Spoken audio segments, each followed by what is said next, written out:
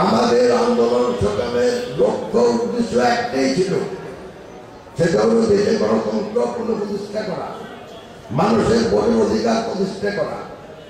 অতএব আমরা আন্দোলন সংগ্রাম করেছি গত 19 বছর, এখনো আমরা সংগ্রামে আছি। আমাদের সংগ্রাম চলবে যতদিন পর্যন্ত এই দেশের প্রতিটি মানুষের ভোটের অধিকার, সাংবিধানিক অধিকার, মৌলিক অধিকার অর্জিত না হয়। এবং এগুলির প্রারম্ভিক কাজ হইল নির্বাচন।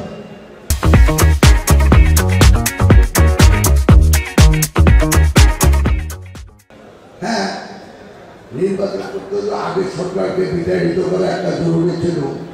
আমাদের সংগ্রামের লক্ষ্য উদ্দেশ্য তাই ছিল যে আমরা এই সরকারের গত সরকারের পতনের মাধ্যমে আমরা মানুষের ভোটের অধিকার প্রতিষ্ঠা করব।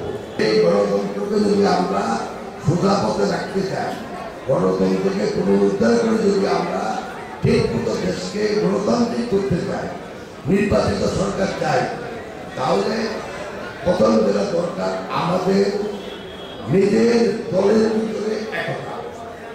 কারণ নেতা আগেও বলছিল, ভবিষ্যতেও নেতা আসবে, এই কিন্তু দল সবসময় থাকবে, দল চিরস্থায়ী হবে।